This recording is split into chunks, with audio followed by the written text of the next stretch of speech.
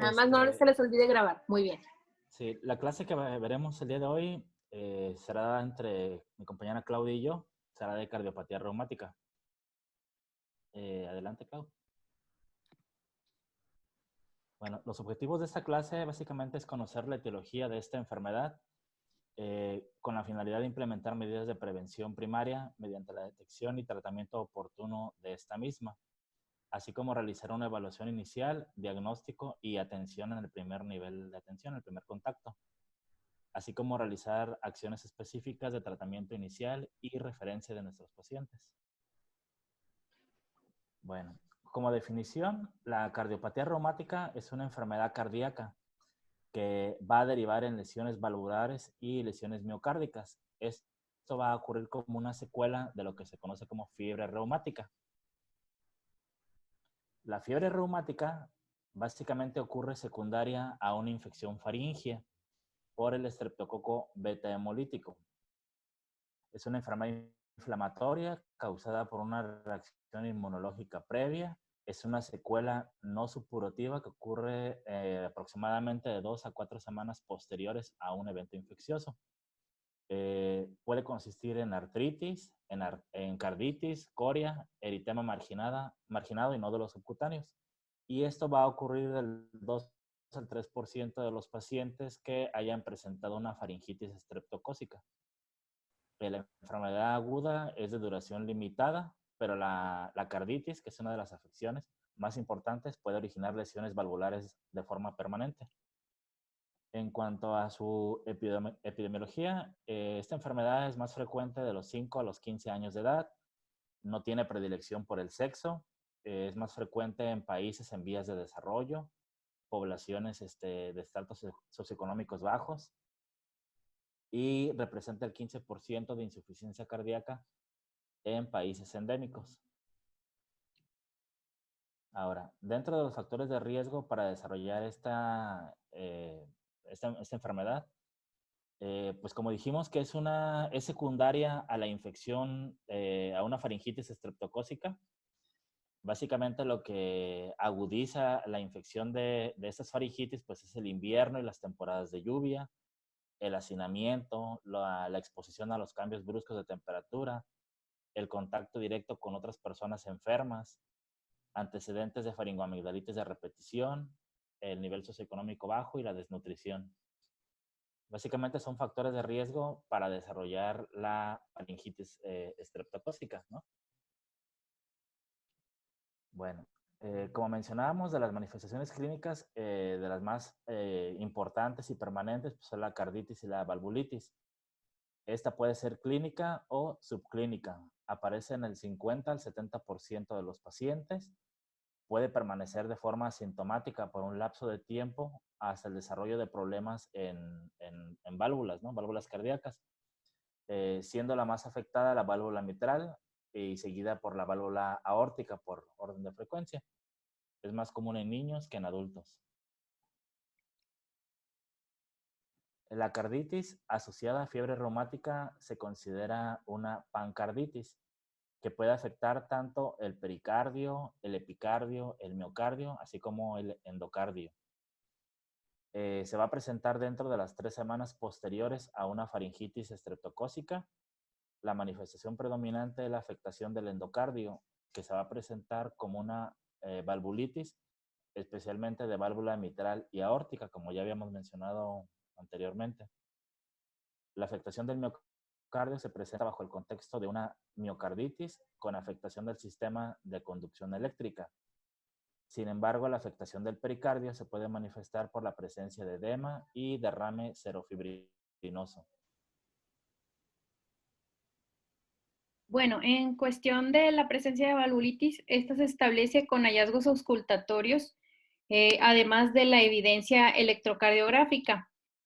En cuestión de la auscultación, vamos a tener un soplo característico que se llama soplo de Carey-Combs, que es un soplo mesodiastólico corto con refuerzo en el vértice, el cual es un indicador de regurgitación mitral que puede ser ya sea moderada a grave, como resultado de un aumento del flujo a través de la válvula mitral y durante el llenado del ventrículo izquierdo. El soplo diastólico temprano basal también es una manifestación de una regurgitación aórtica, o hay un soplo holosistólico apical. En cuestión de los hallazgos de la ecocardiografía de Doppler, pues vamos a encontrar que tenemos una insuficiencia mitral o aórtica, por lo que mencionábamos del daño valvular. Además de pericarditis, hay cardiomegalia y también hay datos de insuficiencia cardíaca congestiva. Aquí en las imágenes lo que podemos ver más que nada es tejido cicatrizal. Si ven en el corte histopatológico, lo que encontramos al centro son células inflamatorias, lo que vamos a llamar nódulos de Aschoff. Y ya en un plano más macroscópico, pues vamos a ver que hay estenosis de las válvulas, además de la cicatrización, o sea, fibrosis. En cuestión de las manifestaciones menores, vamos a encontrar el intervalo PR prolongado. Si bien pues un intervalo PR dura entre 120 o 200 milisegundos, pues este se va a encontrar un poco más prolongado, además de la presencia de la fiebre. Están positivos los reactantes de fase aguda, como la velocidad de sedimentación globular o el PCR, además de encontrar artralgias. En cuestión del diagnóstico, los criterios de Jones son los que tenemos para el diagnóstico de fiebre reumática. Vamos a aprendernos por decir, bueno, para que sea más sencillo, una mnemotecnia, la mnemotecnia cáncer. Los criterios mayores pues serían carditis, una artritis representando la poliartritis, nódulos subcutáneos, la corea de Sydenham, que es una corea, pues movimientos involuntarios, pero también se puede dar solamente en el rostro. Hay eritema marginado y como criterios menores podemos tener fiebre, artralgias, fiebre reumática previa, carditis reumática previa también. Como mencionamos, los reactantes de fase aguda elevados y el intervalo PR alargado. El diagnóstico, en el caso de los criterios de Jones, se puede realizar ya sea con 2 criterios mayores positivos o un mayor y 2 menores, además de la propia evidencia del estreptococo de grupo A. En este caso, bueno, para la faringoamigdalitis bacteriana previa, este es el gold standard, es el exudado faríngeo. Bueno, vamos a hacer un cultivo de exudado. Tenemos aquí los criterios de Centor, que hubo una modificación hecha por McIsaac, en el cual algunos de los criterios son pues fiebre mayor a 38 grados, ausencia de tos, adenopatías cervicales anteriores, el exudado amigdalar. Y en cuestión de edad, pues es otro punto el hecho de que la persona esté entre los 13 y los 15 años. De los 15 a los 45 no tiene mucha relevancia, por eso está en 0, y pues -1 cuando es mayor de 45. De los 0 a 1 punto, pues no se necesita el estudio microbiológico, ya que pues es muy poca la probabilidad de que sea por este estreptococo beta hemolítico del grupo A.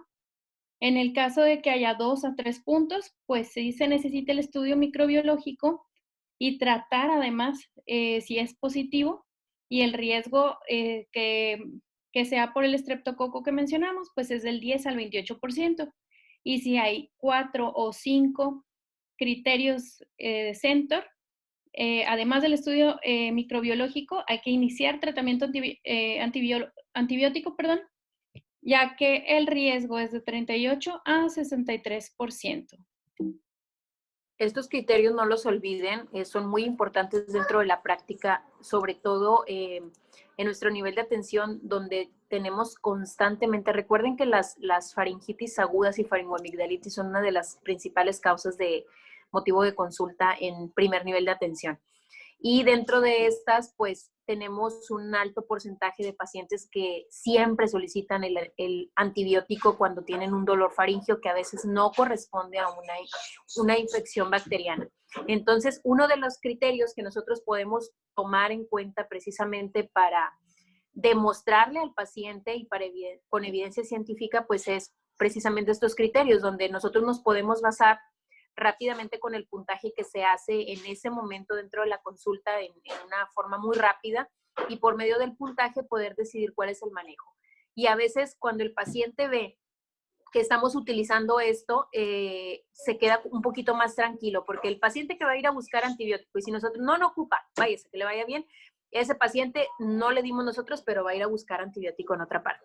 Entonces, si nosotros explicamos por medio de estos apoyos o de estas guías que nos ayudan de estos scores que nos ayudan a poder decidir el tratamiento, a veces el paciente se va un poquito más convencido y se va más tranquilo que en realidad no es un paciente candidato al tratamiento.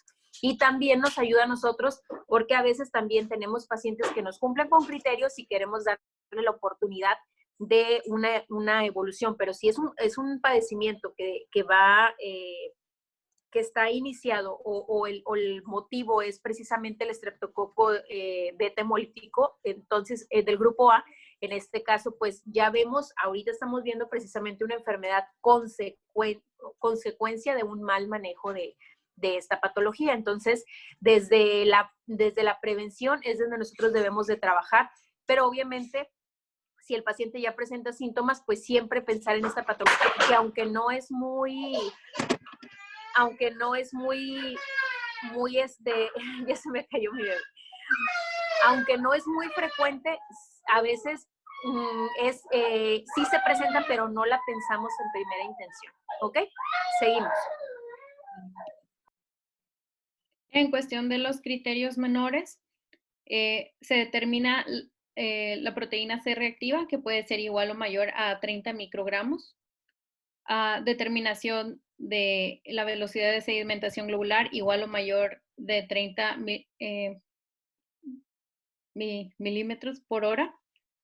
Determinación de antiestreptolicinas O positiva en los siguientes niveles. Si la persona tiene 4 a 5 años, pues 120 unidades por mililitro. De 6 a 9 años, 480 unidades por mililitro, o de 10 a 14, 320.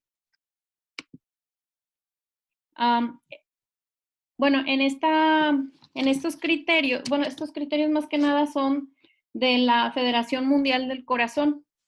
Son criterios diagnósticos para cardiopatía basados en los antecedentes de la persona, la auscultación y también los hallazgos del ecocardiograma en caso de que se haya realizado. En cuestión de las categorías para cardiopatía reumática, en la columna A encontramos que hay ya sea presencia o antecedente de una fiebre reumática aguda y o datos clínicos en la auscultación con presencia de soplo por regurgitación o estenosis, ya sea mitral o aórtica. En el caso de la columna B, ahí tenemos anormalidades valvulares en el ecocardiograma, como por ejemplo una válvula reumática típica, como lo presenté en las imágenes pasadas. Y en la columna C tenemos anormalidades funcionales evidenciadas en el ecocardiograma, donde se presente una regurgitación, por ejemplo. Puede ser, por ejemplo, un diagnóstico definitivo, ya sea la presencia de 2 o los 3 criterios que acabo de mencionar, el A, B y C. Puede ser limítrofe cuando solamente se encuentra, por decir, ya sea la columna A, la columna C juntas o por separado, y es normal, o sea, no hay criterios para, que evidencien una enfermedad, una cardiopatía reumática en el caso de que todo salga negativo. En cuestión de la prevención primaria, pues implica primero que nada hacer un buen diagnóstico, que sea rápido, y aplicar los antibióticos contra la infección estreptocócica, principalmente en faringoamigdalitis. Y la prevención secundaria sería mediante antibioticoterapia profiláctica. En pacientes con valvulopatía sintomática persistente, hay que hacer una profilaxis antibiótica durante 10 años después del último evento o al menos hasta los 40 años de edad. Y en pacientes con daño valvular más grave que causa insuficiencia cardíaca o después de una cirugía valvular, se sugiere hacer una profilaxis antibiótica que sea de por vida. En cuestión de los tratamientos farmacológicos, pues la piedra angular es la penicilina, tanto para adultos como para niños, y en caso de tener alergia, pues la eritromicina. Para la carditis, el esteroide de elección es la prednisona a 2 miligramos por kilogramo por día o prednisolona y la metilprednisolona en casos muy severos. Y en cuestión de los criterios de referencia, si nosotros en primer nivel vemos un paciente, ya sea con diagnóstico probable, algún posible, o ya un tratamiento definitivo, perdón, un diagnóstico definitivo de fiebre reumática, los tenemos que enviar al segundo nivel de atención para el estudio y el seguimiento del mismo. Y pues sería todo, doctora. Excelente, muy bien, Claudia, muy bien, Jiménez. También muy completo el tema. Les digo, es un tema cortito, que no nos lleva mucho tiempo, pero a veces son temas que son patologías que a veces no las pensamos tanto dentro de la consulta por el hecho de que no son tan comunes. Pero sí, nunca se olviden, si ese paciente nos cumple con todos los criterios para poder hacer una sospecha. Recuerden que los criterios siempre son para sospecha diagnóstica. Ya el resto de los criterios pues ya vienen, se vienen pensando o se vienen haciendo el diagnóstico de acuerdo al gol estándar de cada patología. Sin embargo, pues siempre hay que saber de qué herramientas puedo tomar yo en la consulta de primer nivel para poder hacer el diagnóstico o para poder hacer una sospecha diagnóstica, un manejo y un envío oportuno. Pacientes con cardiopatía reumática son pacientes que no nos los podemos quedar, no podemos intentar incluso los manejos, tenemos que hacer un envío oportuno, porque recuerden, ya una cardiopatía reumática pues va secundario precisamente a otra patología, entonces ya no podemos detener más a ese paciente por el riesgo de la evolución de la enfermedad, ¿ok? Muy bien, bueno, por lo pronto es todo. Dejamos de grabar, por favor.